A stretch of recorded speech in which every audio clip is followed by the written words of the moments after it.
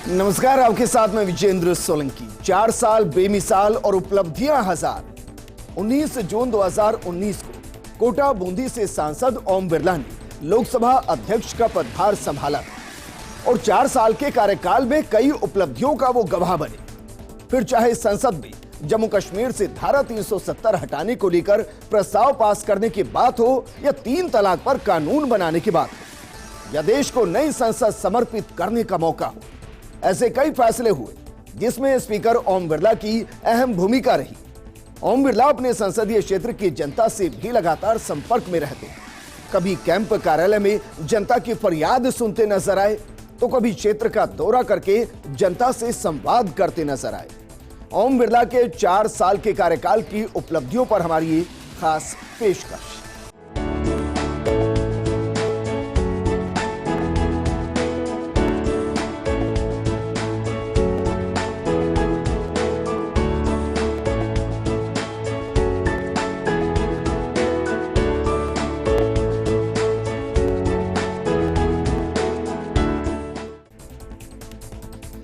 Lok Sabha speaker Om Birla लगातार अपने संसदीय क्षेत्र की जनता से जुड़े रहे और हर वर्ग को राहत देने की हर दिन कोशिश करते रहे।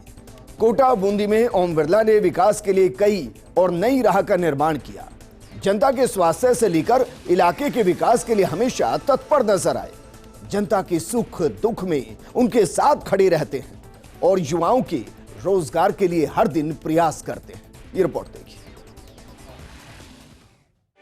19 जून 2019 ये वही तारीख है जब ओम बिरला ने लोकसभा स्पीकर का पदभार संभाला था। ओम बिरला का 4 साल का कार्यकाल अभूतपूर्व उपलब्धियों का साक्षी रहा। बीते 4 सालों में स्पीकर ओम बिरला ने कोटा बूंदी क्षेत्र की जनता से लगातार संपर्क में वो रहे और जनता की दुख तकलीफों को दूर किया। विकास के लिए नई राह का निर्माण किया। संवेदना के साथ सेवा और क्षेत्र की प्रगति का पर्याय बन चुके ओम बिरला ने 4 सालों में हर वर्ग को राहत देने का प्रयास किया। किसानों और वंचित वर्ग के लोगों के लिए किए गए कार्यों की फहरिस्त बहुत लंबी है। ओम बिरला ने हर परिवार स्वस्थ, हर गांव स्वस्थ अभियान का शुभारंभ किया। 4 एम्बुलेंस के जरिए गाँव में ग्रामीणों की स्वास्थ्य की जाँचें हुई। एम्बुलेंस में ECG, LFT, KFT समेत 32 तरह की जांचें हैं और 180 प्रकार की दवाइयों के भी इंतजाम है। कैंसर रोग जांच शिविर भी लगाए गए। एक विशेष वैन ने गांव-गांव जाकर लोगों की जांच की। जो भी संदिग्ध रोगी सामने आए उनकी आगे की जांचें करवाई जा रही है। रोग की पुष्टि होने पर इलाज भी करवाया जाएगा।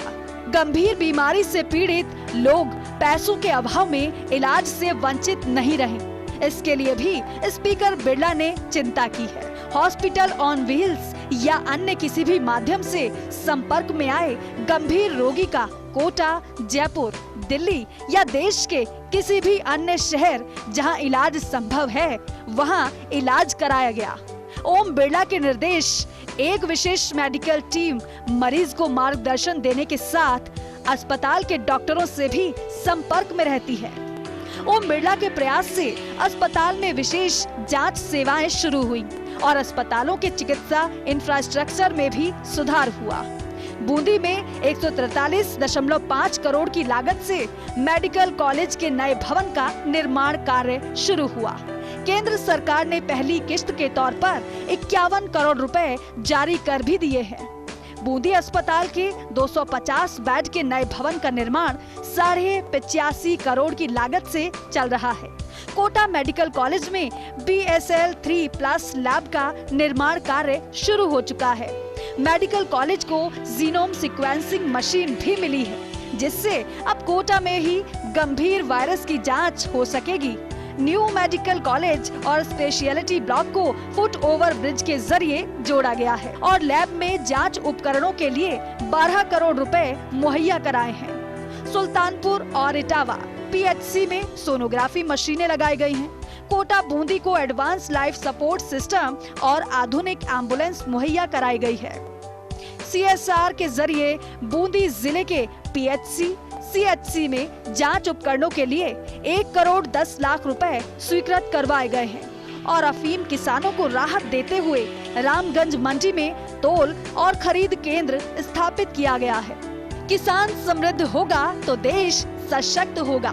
इस भावना के साथ किसानों के कल्याण और उनके सशक्तिकरण के लिए कई काम हुए। किसानों को आधुनिक खेती से जोड़ने के लिए कोटा में 2 दिवसीय कृषि महोत्सव का आयोजन किया गया, जिसमें कोटा संभाग से आए 40,000 से ज्यादा किसानों ने खेती किसानी की नई तकनीकों को सीखा और कम क्षेत्र में ज्यादा उपज, वैल्यू एडिशन के जरिए ज्यादा मुनाफा हासिल करने के तरीकों की जानकारी ली। कोटा बूंदी समेत पूरे हाड़ौती में सिंचाई की महत्वाकांक्षी परवन सिंचाई परियोजना के लिए स्पीकर बिरला ने विशेष प्रयास किए और प्रधानमंत्री कृषि सिंचाई योजना से 733.86 करोड़ रुपए स्वीकृत करवाए। बूंदी की 8 कृषि सिंचाई परियोजनाओं मोतीपुरा, पाईबालापुरा, दुगारी, इंद्राणी, गुरजानिया, कुम्हारी कनाका, रूणका खाल और शंभू सागर के लिए प्रधानमंत्री कृषि योजना के हर खेत को पानी योजना के तहत 23 करोड़ स्वीकृत करवाए। 2022-2023 में चना और सरसों किसानों को विशेष राहत दिलाई। हर दिन प्रति किसान 40 क्विंटल चने की खरीद स्वीकृत करवाई। 2022 में अतिवृष्टि के कारण लहसुन के दाम गिरने पर बाजार हस्तक्षेप योजना के तहत 1.07 मीट्रिक टन लहसुन की खरीद के आदेश केंद्र सरकार से करवाए गए। ये बात अलग है कि राज्य सरकार ने किसानों की पीड़ा को अनदेखा कर खरीद नहीं की। बेमौसम बारिश और अतिवृष्टि ने किसानों को भारी नुकसान पहुंचाया। स्पीकर ओम बिरला हर मौके पर किसानों के साथ खड़े नजर आए। भारत विश्व का सबसे युवा देश है और देश में करीब 65% आबादी 35 साल से कम के युवाओं की है। युवाओं को ही विकसित भारत के निर्माण का मजबूत आधार कहा जाता है। ओम बिरला ने युवाओं के सशक्तिकरण की दिशा में कई प्रयास किए। कोटा और बूंदी में कौशल महोत्सव का आयोजन हुआ। कौशल महोत्सव में राष्ट्रीय स्तर की 150 से ज्यादा कंपनियों ने सहभागिता की और 15,000 से ज्यादा युवाओं ने रजिस्ट्रेशन करवाया। 4,200 से ज्यादा को इंटरव्यू के बाद ऑफर लेटर मिले। ये देश में कौशल महोत्सव में सबसे बड़ा आयोजन रहा। बूंदी में हुए आयोजन में भी 7,000 से ज्यादा युवा पहुँचे और 1,500 से ज्यादा ऑफर लेटर दिए गए। स्पीकर बिरला के प्रयासों से कोटा में करीब 7.5 करोड़ रुपए की लागत से यूथ हॉस्टल का निर्माण हुआ। 2002 में स्वीकृत यूथ हॉस्टल 20 सालों तक फाइल में ही उलझा रहा। 2 जनवरी 2022 को स्पीकर बिरला ने इसकी नींव रखी और जल्द ही लोकार्पण होने वाला है। यूक्रेन में फंसे भारतीय स्टूडेंट्स को निकालने के लिए वो सक्रिय रहे। 2 दिन में देश भर से 1,000 से ज्यादा अभिभावकों ने संपर्क किया और सभी के बच्चों की जानकारी को विदेश मंत्रालय से साझा किया। युवाओं के भोजन, दवाओं के साथ सुरक्षित घर वापसी भी सुनिश्चित कराई। प्रतियोगी परीक्षा की तैयारी के लिए आने वाले युवाओं से लगातार संवाद करते हैं और बिरला का प्रयास है कि अभिभावक की तरह बच्चों का ख्याल रखा जाए। देश के विकास में रेलवे का अहम योगदान है। इसको देखते हुए स्पीकर बिरला ने संसदीय क्षेत्र कोटा बूंदी में रेल कनेक्टिविटी में सुधार और यात्री सुविधाओं के विस्तार के लिए भी कई काम किए हैं। कोटा और सोगरिया रेलवे स्टेशन को वर्ल्ड क्लास बनाने का कार्य शुरू हो चुका है। कोटा रेलवे स्टेशन का पुनर्विकास कार्य 203 करोड़ और डकनिया रेलवे स्टेशन का पुनर्विकास कार्य 119 करोड़ की लागत से किया जा रहा है। डकनिया रेलवे स्टेशन पर प्लेटफॉर्म के विकास के साथ नई लूप लाइन भी बिछाई जा रही है। कोटा में मेमो ट्रेन सुविधाओं का भी शुभारंभ किया गया। रामगंज मंडी स्टेशन को नया लुक देने का काम शुरू हो चुका है। लाखेरी से रामगंज मंडी तक के करीब सभी छोटे स्टेशनों पर यात्री प्रतीक्षालय, शेड, बेंच, पेयजल, फुटओवर ब्रिज सहित अन्य काम हो रहे हैं। कोरोना महामारी के बाद कई स्टेशनों पर बंद हुए रेलों के ठहराव को फिर शुरू करवाने की प्रक्रिया भी शुरू हो गई है। रोड कनेक्टिविटी में कोटा बूंदी अव्वल बने, इसके लिए भी ओम बिरला ने प्रयास किए हैं। राजस्थान में कोटा रेल और रोड कनेक्टिविटी के दृष्टिकोण से अन्य शहरों से आगे है। देश का सबसे बड़ा दिल्ली मुंबई एक्सप्रेसवे कोटा और बूंदी होकर निकलेगा। ओम बिरला संसदीय क्षेत्र में इसके निर्माण कार्य की नियमित समीक्षा कर रहे हैं। कोटा में आयोजित बैठक में NHAI के अधिकारियों को निर्देश दिए कि प्रोजेक्ट के जरिए अन्य शहरों से भी कोटा के सीधे जुड़ाव की संभावनाएं तलाशें। दिसंबर 2023 तक कोटा से दिल्ली और कोटा से बड़ौदा के बीच आवागमन शुरू करें। कोटा में नॉर्दर्न बाईपास का निर्माण सड़क सुरक्षा और आवागमन को सुलभ बनाने के दृष्टिकोण से अहम है। फेज 2 प्रारंभ हो सके, इसके लिए बिरला ने 317.74 करोड़ की विशेष स्वीकृति जारी करवाई है।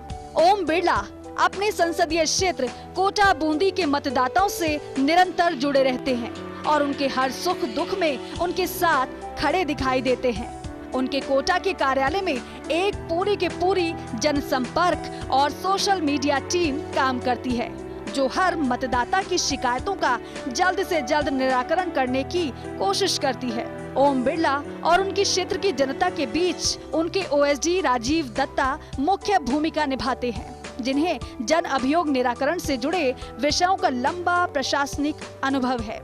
स्पीकर ओम बिरला ने बूंदी में मनरेगा के तहत 17.79 करोड़ की लागत से सड़कों के निर्माण के लिए स्वीकृति जारी करवाई है।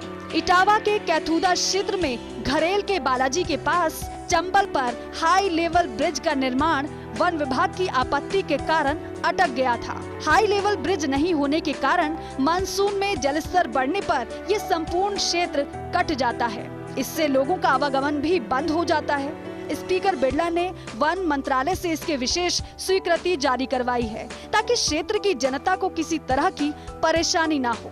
Bureau report, first India news, Jaipur.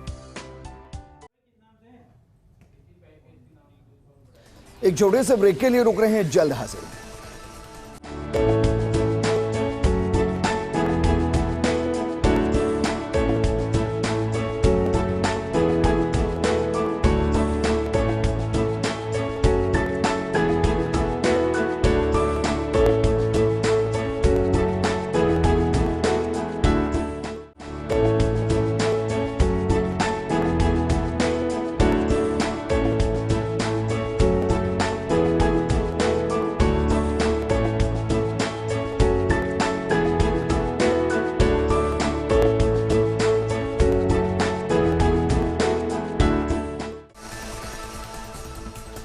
Break के बाद आपका स्वागत है। 17वीं लोकसभा भारतीय लोकतंत्र के इतिहास के पन्नों में एक स्वर्णिम अध्याय के रूप में दर्ज हो चुकी है।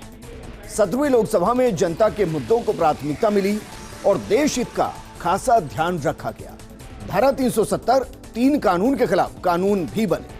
कोविड काल में सफलतापूर्वक संसद सत्र का संचालन हुआ। सभी सदस्यों को बोलने का मौका मिला और नई संसद का निर्माण भी हुआ है।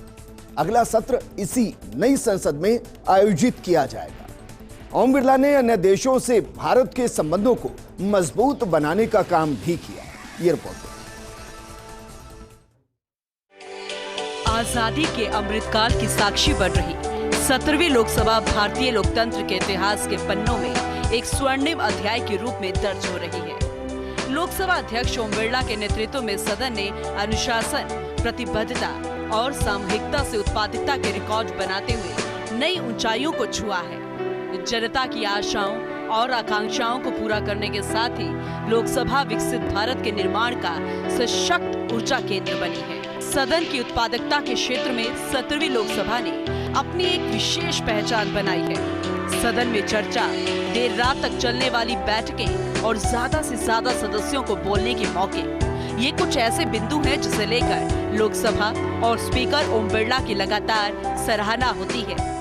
सदन की कार्यवाही के आंकड़े भी इसका समर्थन करते हैं। 2004 से 2023 के बीच 14वीं, 15वीं, 16वीं और 17वीं लोकसभा के पहले 11 सत्रों की उत्पादकता 82.81, 67, 88.63 और 93.09% रही। 17वीं लोकसभा के दौरान 2 साल कोविड से प्रभावित रहे। स्पीकर बिरला ने ऐसी परिस्थितियों में स्वास्थ्य सुरक्षा प्रोटोकॉल्स की कड़ाई से पालना सुनिश्चित की और कोविड के पीक के दौरान आयोजित 17वीं लोकसभा के चौथे सत्र में 167% काम हुआ, जो लोकसभा के 70 सालों के इतिहास में सबसे ज्यादा रहा। अब देर रात तक सदन की कार्यवाही चलती है। आमतौर पर लोकसभा की बैठकों के दौरान हंगामे और विवाद से उलट 17वीं लोकसभा के पहले 3 सालों तक सदन में चर्चा और संवाद दिखाई दिया। 14वीं से 17वीं लोकसभा के पहले 8 सत्रों के दौरान आयोजित बैठकों के आंकड़े भी इसकी गवाही देते हैं।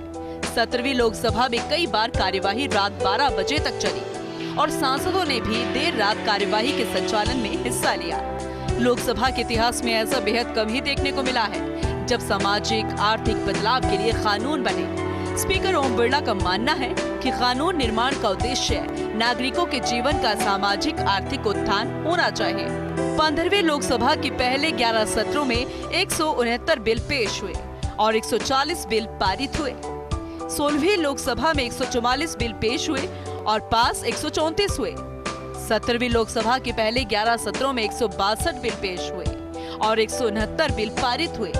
14वीं लोकसभा में बिलों पर 233 घंटे, 15वीं लोकसभा में 212 घंटे और 16वीं लोकसभा में 299 घंटे चर्चा हुई, लेकिन 17वीं लोकसभा में 362 घंटे चर्चा हुई। 17वीं लोकसभा में ओम बिरला के प्रोत्साहन के कारण 367 महिला सदस्यों ने बिलों पर चर्चा में अपनी अभिव्यक्ति की। देश के विकास में बजट की अहम भूमिका है। 17वीं लोकसभा में बजट पर भी सबसे ज्यादा चर्चा हुई।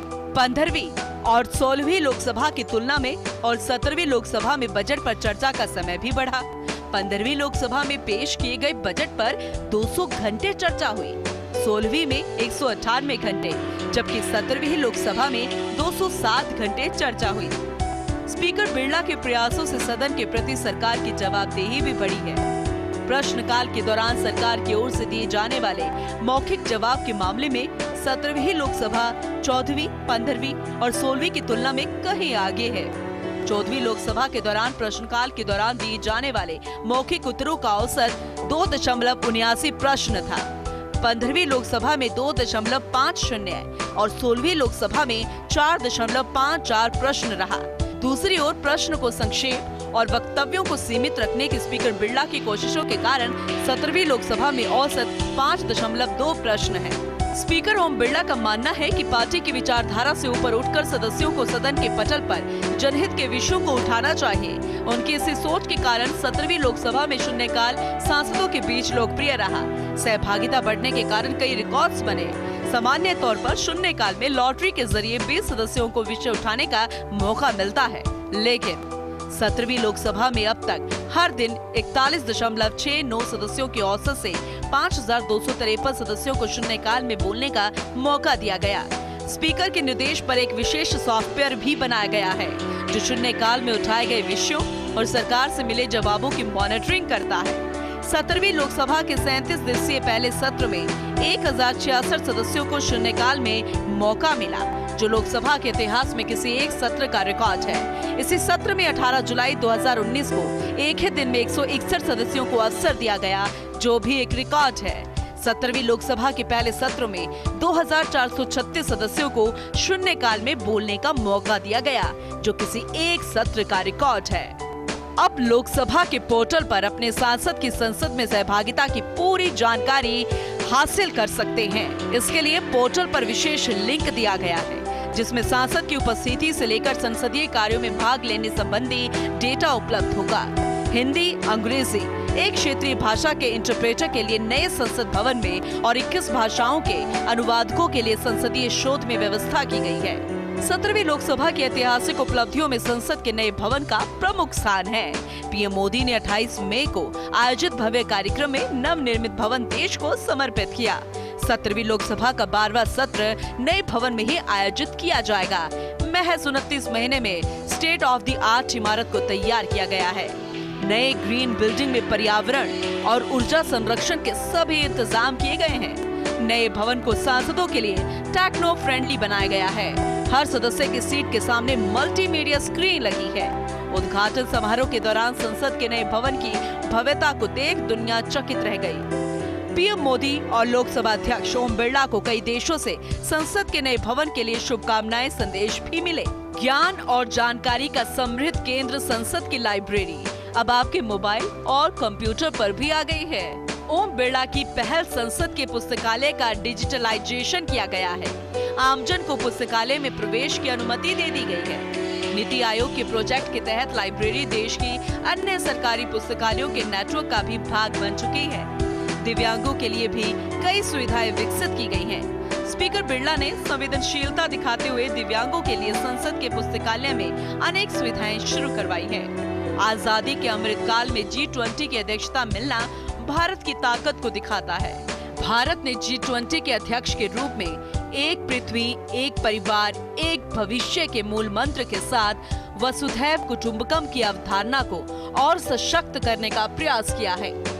लोकसभा अध्यक्ष ओम बिरला के नेतृत्व में होने वाला G20 देशों की संसदों का सम्मेलन लोकतांत्रिक मूल्यों और संवैधानिक आदर्शों को लेकर अहम भूमिका निभाएगा। सितंबर-अक्टूबर 2023 में प्रस्तावित P20 के लिए स्पीकर बिरला के मार्गदर्शन में अभी से तैयारियां शुरू हो गई है। ये सम्मेलन नए भवन में होगा। संसदीय डिप्लोमेसी के जरिए भारत के अन्य देशों के साथ संबंधों को मजबूत बनाने में भी ओम बिरला अहम भूमिका निभा रहे हैं। पिछले साल इंडोनेशिया में आयोजित G20 देशों की संसदों के सम्मेलन में भारतीय संसदीय दल का नेतृत्व किया।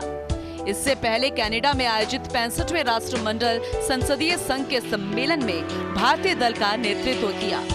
Maldives, Uganda, Serbia, Tokyo, Canada, Austria, Italy, संयुक्त अरब अमीरात, वियतनाम, कंबोडिया और सिंगापुर की यात्रा की।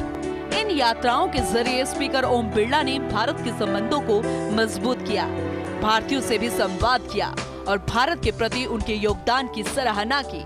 स्पीकर बिरला की पहल पर पहली बार ऐसा हुआ कि लोकतंत्र की सबसे बड़ी इकाई संसद ने लोकतंत्र की सबसे छोटी इकाई पंचायत को सशक्त करने और पंचायती राज संस्थाओं के प्रतिनिधियों की क्षमता संवर्धन के लिए आउटरीच कार्यक्रम शुरू किए हैं। Bureau report, first India.